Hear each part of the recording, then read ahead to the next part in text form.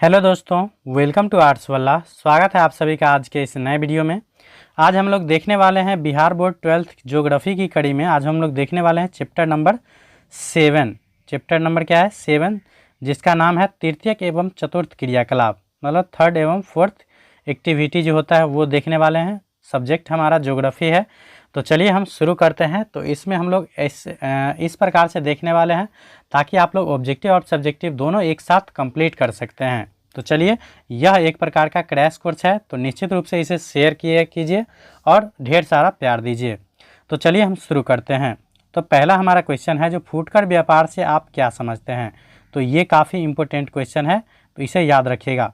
फुटकर व्यापार किसे कहते हैं? तो याद रखिएगा, जो वह व्यावसायिक क्रियाकलाप जो उपभोक्ताओं को वस्तुओं के प्रत्यक्ष विक्रय से संबंधित है उसे फुटकर व्यापार कहा जाता है। मतलब ऐसा क्रियाकलाप जो उपभोक्ता मतलब जो वस्तु को यूज करते हैं उसके डायरेक्ट विक्रय मूल्य से संबंधित है, तो उसको बोलते हैं क्या? तो फुटकर व्यापार। जैसे हो गया फेरी, मतलब कहीं हम बुल टहल के किसी चीज़ को बेचते हैं। उसके बाद हो गया रेहड़ी, ट्रक, जैसे कहीं मतलब हम घूम फिर के कोई भी वस्तु को सेल करते हैं ना, तो उसको बोला जाएगा फुटकर व्यापार। तो ये काफ़ी इम्पोर्टेंट था, निश्चित रूप से याद रखिएगा। उसके बाद चलते हम लोग दूसरे क्वेश्चन की ओर। तो दूसरा क्वेश्चन हमारा है, जो चतुर्थ सेवाओं का वर्णन कीजिए। मतलब चतुर्थ क्रियाकलाप कौन कौन से होते हैं?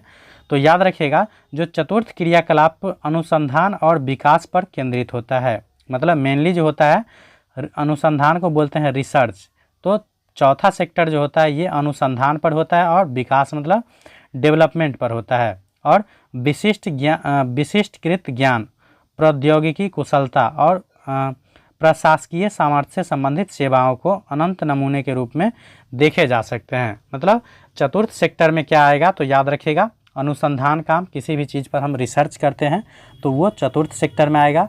विकास से संबंधित कोई कार्य कर रहे हैं, वो किसी भी क्षेत्र में विशिष्ट ज्ञान है, चाहे प्रौद्योगिकी कुशलता है, मतलब टेक्नोलॉजी वाला जो कुछ क्या है, कुछ ज्ञान है टेक्नोलॉजी से संबंधित, तो उसको भी बोलेंगे हम चतुर्थ सेक्टर के अंतर्गत। उसके बाद है प्रशासकीय सामर्थ्य, मतलब हम किसी का प्रशासन में जो है सामर्थ्य है, तो वो भी क्या आएगा? तो चतुर्थ सेक्टर के अंतर्गत। तो चतुर्थ सेक्टर का आप लोगों को परिभाषा नहीं पूछा जाएगा, सिर्फ उदाहरण पूछा जाता है ऑब्जेक्टिव में। तो इस उदाहरण सबको निश्चित रूप से याद रख लीजिएगा। उसके बाद चलते हैं हम लोग नेक्स्ट क्वेश्चन की ओर। तो नेक्स्ट क्वेश्चन हमारा है, चिकित्सा पर्यटन को परिभाषित करें। तो चिकित्सा पर्यटन का मतलब क्या होता है? तो बोला जा रहा है, जब चिकित्सा उपचार को अंतर्राष्ट्रीय पर्यटन गतिविधि से जोड़ा जाता है तो उसे सामान्यतः चिकित्सा पर्यटन के रूप में कहा जाता है। जैसे बोला जा रहा है, भारत विश्व में चिकित्सा पर्यटन के रूप में महत्वपूर्ण रूप से उभर रहा है। चिकित्सा उपचार को जब अंतर्राष्ट्रीय पर्यटन गतिविधि से जोड़ा जाता है, पर्यटन मतलब जब कोई एक देश से दूसरे देश या एक राज्य से दूसरे राज्य घूमने फिरने के लिए जाते हैं तो उसको बोला जाता है पर्यटन। तो जब पर्यटन गतिविधि से जोड़ दिया जाता है चिकित्सा उपचार को, तब उसको क्या बोला जाता है? तो चिकित्सा पर्यटन के रूप में जाना जाता है। और याद रखिएगा, भारत जो है दुनिया में चिकित्सा पर्यटन के रूप में महत्वपूर्ण रूप से उभर रहा है वर्तमान में। उसके बाद नेक्स्ट क्वेश्चन हमारा है 4 का, जो 4 पंचम क्रियाकलाप का उल्लेख कीजिए। तो ये भी इम्पोर्टेंट है, सब्जेक्टिव के पॉइंट ऑफ व्यू से पूछ लेता है आप लोगों को, डायरेक्ट 4 क्रियाकलाप का उदाहरण बताइए जो पंचम क्रियाकलाप से संबंधित है। तो याद रखिएगा, व्यावसायिक कार्यकारियाँ, मतलब बिजनेस वाला जो टेक्नोलॉजी होता है वो सभी क्या आएगा? पंचम क्रियाकलाप के अंतर्गत। सरकारी अधिकारियों, ये भी क्या आएगा? पंचम क्रियाकलाप के अंतर्गत। उसके बाद है शोध वैज्ञानिक, मतलब रिसर्च वाला जो कोई वैज्ञानिक होगा तो वो भी क्या कहलाएगा? पंचम क्रियाकलाप। उसके बाद वित्त व विधि परामर्श देता, वित्त मतलब कानून का जो ज्ञाता होता है, जो परामर्श देता है, वो सब भी किस क्रियाकलाप के अंतर्गत आएगा? तो पंचम क्रियाकलाप के अंतर्गत आएगा। तो इसे भी याद रखिएगा। उसके बाद नेक्स्ट हमारा क्वेश्चन है 5 नंबर। बोला जा रहा है, जो निम्नलिखित क्रियाकलापों में से कौन सा एक द्वितीयक सेक्टर का क्रियाकलाप नहीं है? तो द्वितीयक सेक्टर क्रियाकलाप में कौन सा आता है? तो मेनली याद रखिएगा, उद्योग, कोई भी उद्योग धंधा होगा वो सभी द्वितीय सेक्टर में आएगा। तो मछली पकड़ना क्या है? तो ये डायरेक्ट प्राकृतिक संसाधन का उपयोग कर रहे हैं, तो ये प्राथमिक सेक्टर का उदाहरण है। तो मछली पकड़ना हो गया, कृषि करना हो गया, पशुपालन हो गया, ये सभी क्या कहलाएगा? प्राथमिक कहलाएगा। तो यहाँ वही क्वेश्चन था, जो कौन सा क्रियाकलाप द्वितीय क्रियाकलाप नहीं है, तो मछली पकड़ना द्वितीय क्रियाकलाप नहीं है। नेक्स्ट हमारा है, जो निम्नलिखित में से कौन सा सेक्टर दिल्ली, मुंबई, चेन्नई और कोलकाता में सर्वाधिक रोजगार प्रदान करता है। तो कहीं भी जब शहरी क्षेत्र होगा तो वहाँ जो है क्या बोलते हैं उसको, रोजगार का मेन साधन क्या होगा, तो ये होगा सेवा और उद्योग भी हो सकता है। तो याद रखिएगा, द्वितीय और तृतीय सेक्टर में जो है शहर के लोग डिपेंड रहते हैं। उसके बाद नेक्स्ट हमारा क्वेश्चन है, बोला जा रहा है वे काम जिनमें उच्च परिमाण और स्तर वाले अन्वेषण सम्मिलित है कहलाते हैं। तो जिसमें उच्च परिमाण वाले स्तर अन्वेषण सम्मिलित होते हैं उसको बोला जाता है चतुर्थ क्रियाकलाप। उसके बाद 8 नंबर क्वेश्चन है, जो निम्नलिखित में से कौन सा क्रियाकलाप चतुर्थ सेक्टर से संबंधित है। तो याद रखिएगा, विश्वविद्यालयी अध्ययन, मतलब यूनिवर्सिटी में हम कहीं टीचिंग कर रहे हैं तो वो किस क्रियाकलाप के अंतर्गत आएगा, तो याद रखिएगा चतुर्थ सेक्टर के अंतर्गत। उसके बाद नेक्स्ट क्वेश्चन हमारा है 9 नंबर, जो निम्नलिखित में से कौन सा एक सत्य नहीं है। तो कौन सा सत्य नहीं है, तो बोल रहा है BPOS के पास KPOS की तुलना में बेहतर व्यावसायिक अवसर होते हैं। तो ये बात गलत है। तो BPOS के पास अधिक मतलब क्या रहता है, रोजगार का सेवा रहता है या अवसर रहता है। नेक्स्ट हमारा 10 नंबर क्वेश्चन है, जो शिक्षा व सूचना किस क्रियाकलाप के अंतर्गत आता है। तो शिक्षा और सूचना जो है इन्फॉर्मेशन, ये सभी चतुर्थ सेक्टर के अंतर्गत आता है। उसके बाद नेक्स्ट हमारा 11 नंबर क्वेश्चन है, जो निम्नलिखित में से कौन सा एक पंचम क्रियाकलाप का उदाहरण है। तो याद रखिएगा, बाहरा स्रोतन, बाहर से जब किसी चीज़ को मंगाते हैं तो वो बाहरा स्रोतन कहलाता है। टेक्नोलॉजी जब मंगाते हैं तो वो सभी किस क्रियाकलाप के अंतर्गत आता है, तो याद रखना है पंचम क्रियाकलाप के अंतर्गत। उसके बाद नेक्स्ट हमारा 12 नंबर है, जो किस महादेश में सबसे अधिक संख्या में अंतर्राष्ट्रीय पर्यटन आते हैं। तो सबसे ज़्यादा पर्यटन जो है किस महादेश में आता है अंतर्राष्ट्रीय रूप से, तो याद रखिएगा यूरोप महादेश में जो है सबसे अधिक अंतर्राष्ट्रीय पर्यटन आते हैं। उसके बाद है तृतीय क्रियाकलाप के उदाहरण है। तो तृतीय क्रियाकलाप के अंतर्गत उदाहरण क्या है, तो परिवहन, उसके बाद हो गया बैंकिंग। तो ये सभी किस क्रियाकलाप के उदाहरण है, तो तृतीय क्रियाकलाप के।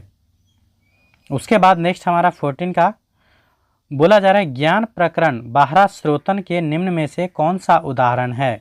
तो अनुसंधान हो गया, विकास क्रिया हो गया, व्यवसाय अनुसंधान हो गया या बौद्धिक संपदा हो गया। तो ये सभी जो है बाहरा स्रोतन के उदाहरण है और ये सब याद रखिएगा चतुर्थ क्रियाकलाप के अंतर्गत आता है। चतुर्थ या पंचम क्रियाकलाप के अंतर्गत आता है, सॉरी क्या आएगा, तो ये सभी जो है पंचम क्रियाकलाप के अंतर्गत आता है। तो ये सभी भी उदाहरण आप लोग याद रख सकते हैं। उसके बाद नेक्स्ट हमारा क्वेश्चन है, जो चिकित्सा पर्यटन के रूप में निम्न में से कौन सा देश अधिक लाभान्वित हुए हैं। तो याद रखिएगा, सबसे ज़्यादा हुआ है भारत, उसके बाद सिंगापुर, उसके बाद स्विट्जरलैंड। ये 3 देश ऐसे हैं जो चिकित्सा पर्यटन के रूप में सबसे ज़्यादा लाभान्वित हुए हैं, मतलब फ़ायदा हुआ है। उसके बाद है स्वर्ण कॉलर कहे जाने वाले व्यवसाय निम्न में से कौन से हैं। तो याद रखिएगा, पंचम क्रियाकलाप में जो भी व्यक्ति डिपेंड रहते हैं या लगे रहते हैं उसको बोला जाता है स्वर्ण कॉलर। तो कभी कभी ये भी पूछ लिया जाता है, जो स्वर्ण कॉलर किसे कहते हैं। तो याद रखिएगा, जो भी व्यक्ति पंचम क्रियाकलाप से संबंधित रहते हैं उसको बोला जाता है स्वर्ण कॉलर। उसके बाद नेक्स्ट क्वेश्चन हमारा है, जो वर्तमान में विश्व का सबसे बड़ा एवं उभरता हुआ तृतीय क्रियाकलाप है। तो विश्व में जो है सबसे बड़ा एवं उभरता हुआ तृतीय क्रियाकलाप कौन सा है। तो याद रखिएगा, पर्यटक। पर्यटक का मतलब अभी जस्ट मैंने बताया है, जब कहीं लोग एक दूसरे जगह घूमने के लिए जाते हैं तो वो कहलाते हैं पर्यटक। उसके बाद नेक्स्ट हमारा है 18 का, जो संचार में निम्न में से किनका प्रेषण सम्मिलित है। तो संचार में याद रखिएगा, शब्दों का, संदेशों का, तथ्य का तथा विचारों का। संप्रेषण मतलब होता है एक जगह से दूसरे जगह उसको मतलब भेजना एक प्रकार से। जैसे अभी मोबाइल आप चलाते हैं तो अभी मैं जो बता रहा हूँ ये भी एक प्रकार का क्या है, समझ सकते हैं, सूचना है, तथ्य है या बोल सकते हैं विचार है, जो मैं आप लोगों के साथ मतलब साझा कर रहा हूँ। तो ये भी किसके माध्यम से हो रहा है, तो संचार के माध्यम से। आप कहीं व्हाट्सएप के माध्यम से मान लीजिए कोई सूचना भेजते हैं तो वो भी क्या कहलाएगा, संचार का प्रेषण। तो याद रखिएगा, संचार में प्रेषण किसका होता है, तो शब्द का भी होता है, संदेश का भी होता है, तथ्य का भी होता है और विचार का भी होता है। उसके बाद नेक्स्ट क्वेश्चन हमारा 19 का, जो बाहरा स्रोतीकरण सहायक है, तो बाहरा स्रोतीकरण जो है वो किस में सहायक है? तो याद रखिएगा दक्षता सुधारने में। मान लीजिए कोई भी टेक्नोलॉजी मेरे पास नहीं है, हम कहीं से अगर मंगाते हैं तो वो क्या हो जाएगा, हमको और दक्ष बना देगा, तो ये हो जाएगा दक्षता सुधारने में। दूसरा है कीमतों को घटाने में। अगर मान लीजिए यहाँ कोई चीज़ महंगा है, अगर हम दूसरे जगह से जो उसको आयात करने लगे, वहाँ मान लीजिए अगर अत्याधुनिक तरीके से उत्पादन हो रहा है जहाँ उसकी कीमत कम होगा, तो यहाँ आने से उस वस्तु का भी क्या हो जाएगा, कीमत में कमी आएगा। उसके बाद है विकासशील देशों में रोजगार बढ़ाने में। तो भारत जैसे विकासशील देश है, यहाँ पे रोजगार बढ़ाने में भी मतलब बाहरा स्रोतीकरण काफ़ी ज़्यादा सहायक होते हैं। उसके बाद नेक्स्ट क्वेश्चन हमारा है 20 का, जो निम्नलिखित में से कौन सा चतुर्थ सेक्टर के क्रियाकलाप संबंधित है? तो विश्वविद्यालय शिक्षक, यूनिवर्सिटी में जो कोई टीचर है या टीचिंग का काम कर रहे हैं वो किस सेक्टर के अंतर्गत आएंगे? तो याद रखिएगा चतुर्थ सेक्टर के अंतर्गत। उसके बाद है निम्नलिखित क्रियाकलापों में से किस में उच्च स्तरीय अन्वेषण सम्मिलित किए जाते हैं? तो उच्च स्तर अन्वेषण जो सम्मिलित किया जाता है ये पंचम क्रियाकलाप में, और पंचम क्रियाकलाप से संबंधित जो व्यक्ति होता है उसको क्या बोला जाता है? तो उसको बोला जाता है स्वर्ण कॉलर। तो चलिए आज का वीडियो हमारा यहीं तक कंप्लीट होता है। तो इस प्रकार से मैंने आज आप लोगों को चैप्टर नंबर 7 के बारे में कंप्लीट जानकारी दे दिया हूं, और मैं उम्मीद करता हूं जो अगर आप लोग ये वीडियो 1 से 2 बार रिवाइज करके देख लीजिएगा तो मुझे नहीं लगता है जो ऑब्जेक्टिव और सब्जेक्टिव दोनों बनाने में कोई भी कठिनाई आप लोगों को होगा। तो निश्चित रूप से आप लोगों को यह वीडियो हेल्पफुल लग रहा होगा। अगर वीडियो पसंद आए तो लाइक कमेंट जरूर कर दिया कीजिए और अपने दोस्तों के साथ इसे शेयर जरूर किया कीजिए। Thanks for watching.